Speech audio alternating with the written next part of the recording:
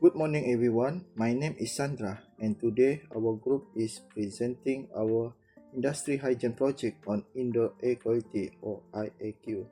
With me today are Connie, Al-Afiq, Intino, and Nemesio.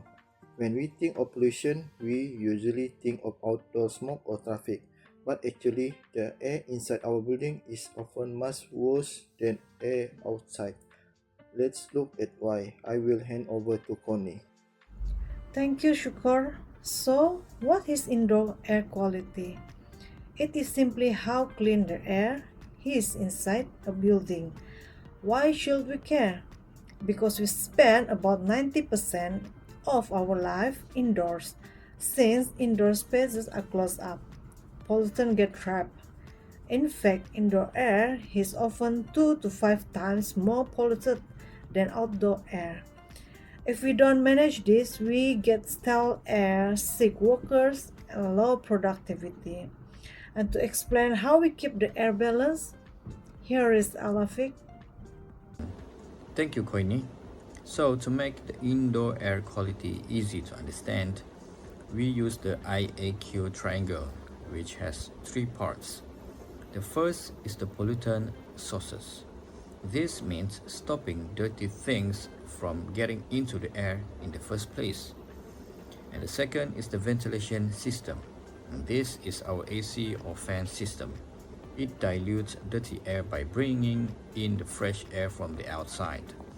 The second is the occupant dynamics. This is the people inside. More people means more breathing, which can change the air. If any of these three things is out of balance, the air quality will drop instantly. Next, Clintino will talk about the chemical hazards. Thank you. And now I'm going to present on the next slide about chemical contaminants. Chemical hazards are very common in modern offices. We can group them into three types. The first one is VOCs. A major example is formaldehyde or CH2O. This is a chemical that leaks out of glues in cheap furniture, carpets, and paints. The second one is office equipment. Things like photocopiers, laser printers release small amount of ozone gas or O3 right into our workspace. The third one is combustion products. These include carbon dioxide or CO2 from our breath and carbon monoxide or CO, which can leak in from parking garage. Now, Nemesio will look at the living hazards. Thanks, Quintino. Unlike chemicals, biological hazards are alive. They love places with moisture, warm, and stagnant air. First, we have mold. When we have roof leaks or high humidity, mold grows on walls and ceiling tiles, releasing spores into the air. Second is Legionella bacteria. This is a dangerous germ that grows in warm, stagnant water inside poorly maintained AC cooling towers. If it gets sprayed into the air, it can cause bad lung infections. Lastly, pathogens like cold and flu viruses. In crowded rooms with no fresh air, these germs just hang in the air when people sneeze. I'll hand back to Sandra to look at the comfort factor. Thank you, Nemesio. Physical parameters are not pollutant, but they change how we feel and how pollutants behave. First is temperature. For office, we want to stay between 23 Celsius and 26 Celsius, so we are comfortable. Second is relative humidity. The best range is 40 to 70. If it goes above 70, mold grow fast. If it goes below 40, our eyes and throat dry out, making us get sick easier. Lastly, air movement. We need air flowing gently between 0.5 to 0.5 meter per second. Any slower and we get stuffy dead zone. Any faster and it blows dust around. Now Connie will show how this affects different workplaces. Thanks, Shukur. Air issues look very different depending on where you work. In office, the main issue is saving electricity. Managers often cut down on fresh air intake to save power, which causes carbon dioxide and printer gases to build up. In hospital, the risks are higher. We have to keep patient germs from spreading while managing strong chemical fumes from medical sterilizer. And in schools, we have high densities of students. Older aircon system get overwhelmed easily, leading to high carbon dioxide levels and sleepy students in the afternoon.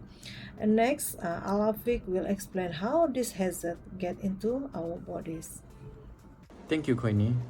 So there are three main ways air hazards can get into our bodies. The first and main route is inhalation.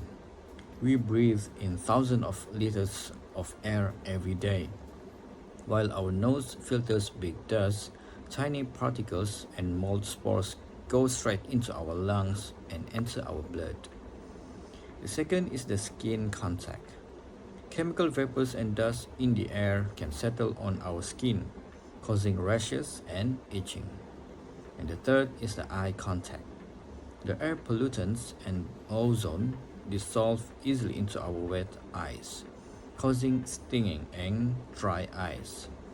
Clintino, what does this do to our health over time? Thank you, Al-Afiq.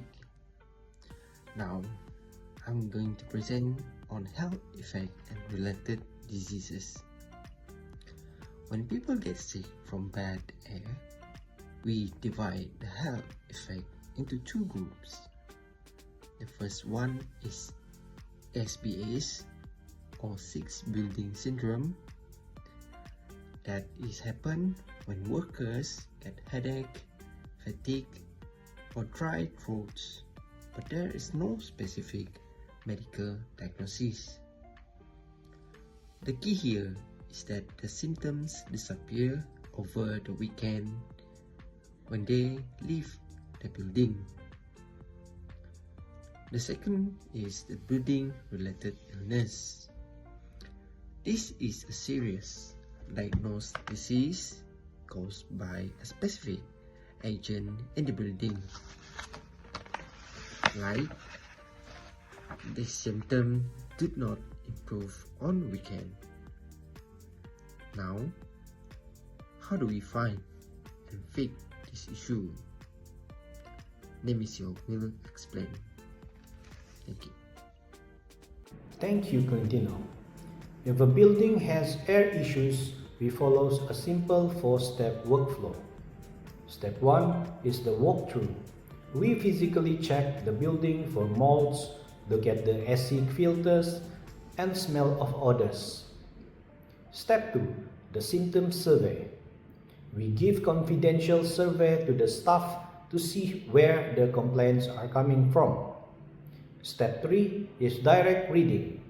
We use handheld devices to get real-time numbers on carbon dioxide, temperature, and gases. And step 4 is active sampling. If we suspect mold or toxic chemicals, we pump air into petri dishes or chemical tubes and send them to a lab to see exactly what it is. Back to Sandra to look at the tools we use. Thanks, Nemisio. To get accurate data, we use three specialized tools. For gases, we use NDIR gas sensor to track CO2 level. This is our main guide to check if the ventilation is working. For biological hazard, we use bioaerosol impactor. This pulls air into gel plate to count how many mold or bacteria colony grow in a lab. And for heavy chemical, we use solvent pump. These pull a through charcoal tubes which are sent to a lab to detect tiny traces of toxic vapor. Now Connie will walk us through the safety standard in Malaysia. Thanks, Shukur. In Malaysia, we check air safety using the Industry Code of Practice on Indoor Air Quality 2010, published by DOSH. Here are the key limits we must follow. For carbon dioxide, the limit is 1000 ppm. If it's higher, we need more fresh air. For toxic carbon monoxide, the limit is 10 ppm. For formaldehyde, it's 0.1 ppm. And for bacteria, we must stay under 500 CFU, and for fungi under 1000 CFU. And these rules are strict because people spend long hours in this office. And to show how we control this hazard, I will pass it to Alafik. Thanks, Koini. To fix air problems, we use the hierarchy of controls. First is the elimination and substitution. The second is the engineering controls. The third is the administrative controls, and the last is the PPE. For elimination and substitution, we ban indoor smoking and choose low VOC paints and furnitures. For engineering controls, we bring in more fresh air and upgrade filters to HEPA or high efficiency MERV 13 filters. And for administrative controls, we do heavy cleaning on weekends and service the AC twice a year. And the last is the PPE. We protect maintenance workers with N95 masks when they handled mold or filters. From a legal view in Malaysia, air quality is under OSHA 1994.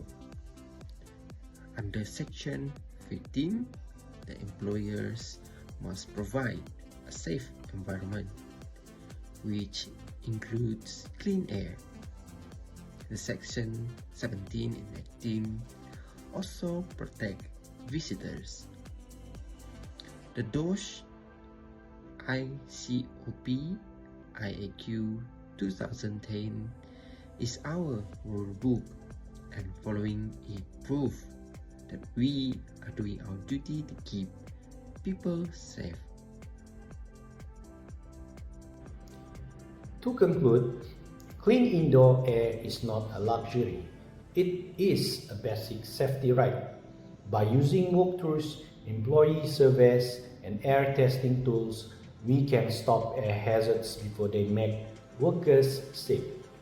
Clean air means healthier, happier, and much more productive workers.